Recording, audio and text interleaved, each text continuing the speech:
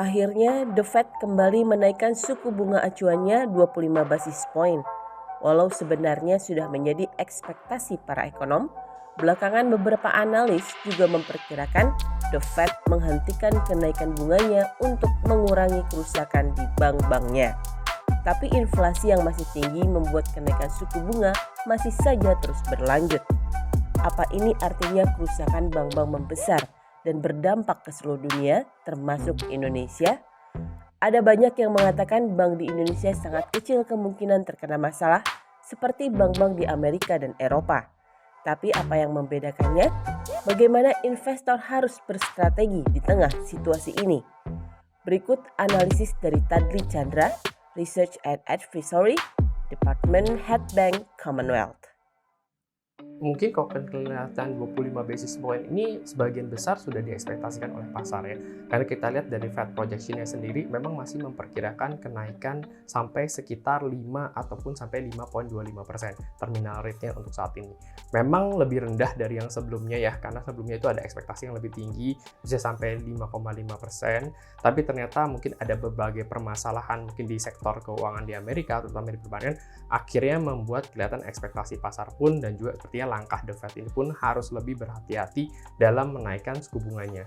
Nah, cuma tapi kalau balik lagi, melihat yang 25 basis ini, sebagian besar pasar ini sudah merespon ataupun sudah mengekspektasikan mungkin memang masih tetap perlu kenaikan 25 basis dengan tujuan untuk menekan kembali lagi inflasi ke level 2%. Gitu, dimana kalau kita lihat sekarang inflasi di Amerika pun masih relatif tetap tinggi di level sekitar 6%, sedangkan targetnya mereka masih berada di 2%. Nah, apakah selanjutnya memang ada kenaikan lanjutan yang mungkin memang harus diperhatikan lebih lanjut, karena dari pernyataannya Fed sendiri mengindikasikan adanya kemungkinan untuk pause ataupun mungkin naik sekitar 1 kali lagi. Target sebenarnya untuk cut interest rate dengan segera mungkin belum dilakukan. Tapi memang ekspektasi pasar ini mengharapkan ada penurunan mungkin di sekitar akhir tahun 2023.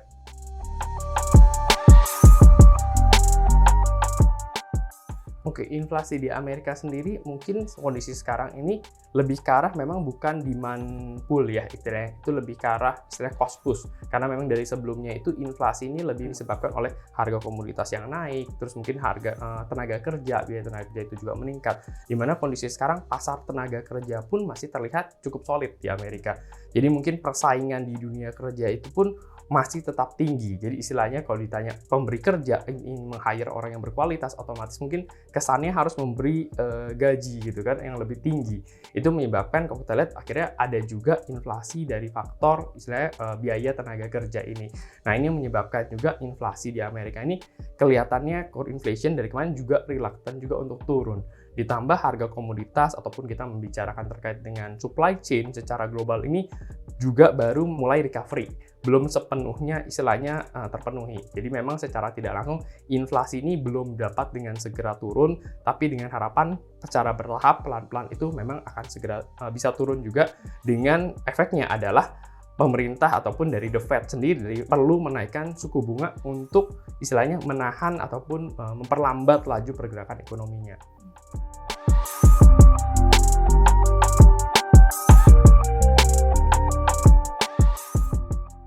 Kalau dari sektor perbankan terkait dengan regulasi ataupun pengelolaan manajemen risiko, mungkin ada kemiripan ataupun kita bisa bilang sama ya.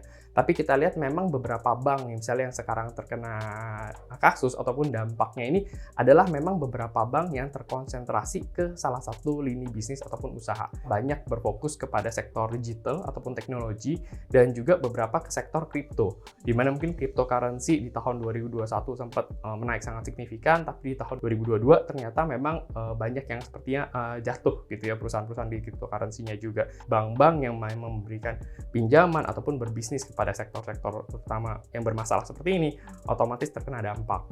Nah, itu yang sedikit membedakan juga terhadap Indonesia seperti apa. Indonesia ini memang masih lebih general, otomatis tidak selalu terkonsentrasi ke salah satu lini usaha. Kalau kita bicara terkait likuiditas, seperti tadi, karena permasalahan utama di Amerika ini karena penarikan dana ya daripada deposannya menyebabkan akhirnya kesulitan likuiditas. Nah, untuk Indonesia-nya sendiri, kalau kita membicarakan terkait dengan likuiditas, dari DPK dana pihak ketiga Indonesia masih relatif cukup baik, ataupun saya bilang cukup tinggi lah pertumbuhannya selama year on year terakhir di 8,18%. Sedangkan kalau kita lihat dari satu sisi, kecukupan modal perbankan itu juga masih cukup tinggi sekitar 25,88. Nah, sedangkan kalau kita bicara terkait non-performing loan ataupun resiko misalnya gagal bayar seperti ini, juga terlihat masih cukup rendah di level sekitar 2,59. Jadi memang kalau kita lihat memang ini yang membedakan secara fundamental, otomatis sektor perbankan ini pun masih tetap lebih solid. Ya, terakhir mungkin yang dilakukan oleh Bank Indonesia itu melakukan stress test ya istilahnya, dan memang menyatakan bahwa sektor perbankan ataupun keuangan Indonesia itu bertahan terhadap pengaruh daripada sentimen secara global.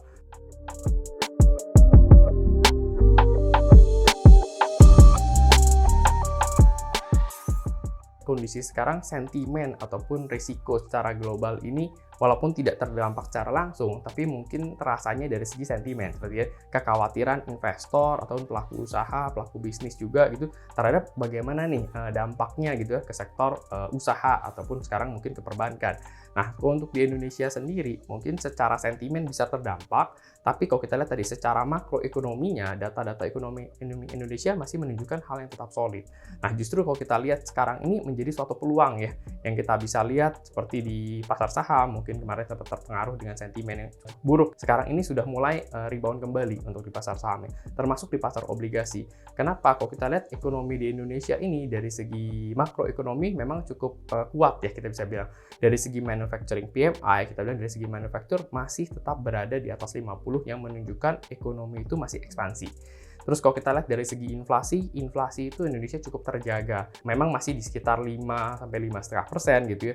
Tapi dengan harapan akhir tahun pun bisa mungkin target BI bisa menuju sekitar 3 ± 1%. Nah, selanjutnya kalau kita melihat dari segi cadangan devisa Indonesia pun masih tetap baik. Bisa bilang masih berada di level cukup tinggi lah, hampir tertingginya sepanjang Indonesia ini. Dan juga kalau kita membicarakan neraca perdagangan Indonesia sudah selama 34 bulan berturut-turut itu surplus. Jadi kita lihat memang secara makroekonomi, kondisi ekonomi Indonesia ini sangat baik. Maka kita lihat ini menjadi pertimbangan tersendiri untuk kita mengambil peluang di saat sebenarnya marketnya ada volatilitas, tapi kita akan berfokus pada fundamentalnya. Dimana kalau fundamental ini memang memberikan hal yang positif, otomatis kita bisa mengambil suatu momentum untuk tetap berinvestasi di aset-aset yang memiliki fundamental yang baik. Investor juga berhati-hati, tidak hanya asing, mungkin domestik juga ada gitu ya, tapi mereka lebih istilahnya selektif. Mereka lebih berhati-hati dan juga mereka memilih otomatis aset investasi yang bisa mungkin memberikan return ataupun imbal hasil yang cukup menarik dengan adanya volatilitas yang seperti sekarang. Jadi mereka mungkin lebih ke arah selektif lah ya, termasuk mungkin di saat ada koreksi, begitu ada valuasi yang menarik gitu ya, mungkin mereka secara bertahap juga akan mulai mengakumulasi aset-aset yang memang bisa memberikan imbal hasil seperti ini, yang dimana mungkin rata-rata itu banyak di obligasi pemerintah ya, karena dianggap yang resikonya kita bisa bilang cenderung minim, tapi memberikan imbal hasil ataupun kupon secara pasti. Kalau kita ekspektasikan potensi return ya untuk di saham, mungkin sekitar hampir sekitar 10% target IHSG mungkin berkisar sekitar di 7.300 sampai 7.600. Sedangkan untuk obligasi sendiri mungkin memang bisa memberikan return sekitar 7 sampai 8%.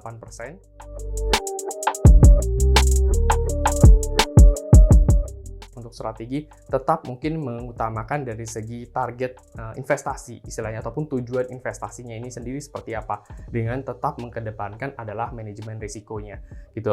Dan juga kita harus mempertimbangkan profil daripada masing-masing investor ya, mereka punya profil apakah agresif, apakah konservatif, dan juga sambil dengan kita punya strategi tetap manage active portfolio. Dalam arti kata dengan market yang terus berubah ya, kita sebaiknya juga tetap memperhatikan kalau bisa kita tetap aktif ya untuk memanage portfolio untuk menghadapi tantangan yang kita hadapi. Untuk aset alokasi, untuk yang tetap agresif, tetap bisa mempertimbangkan mungkin bisa setengahnya 50% ataupun lebih, itu mungkin sekitar 60% itu tetap di aset yang lebih berisiko, di mana itu seperti mungkin ekuitas dan sisanya lebih ke arah pendapatan tetap gitu, ataupun ada sebagian juga di money market untuk menjaga likuiditas ya. Untuk yang aset yang konservatif mungkin bisa sekitar 70% di aset yang lebih fixed income, di mana itu memberikan return yang mungkin lebih pasti, sisanya itu lebih ke arah mungkin ke ekuitas yang mungkin tetap memberikan potensi return yang mungkin kita anggap di kondisi sekarang, terutama untuk di pasar Indonesia itu tetap menarik.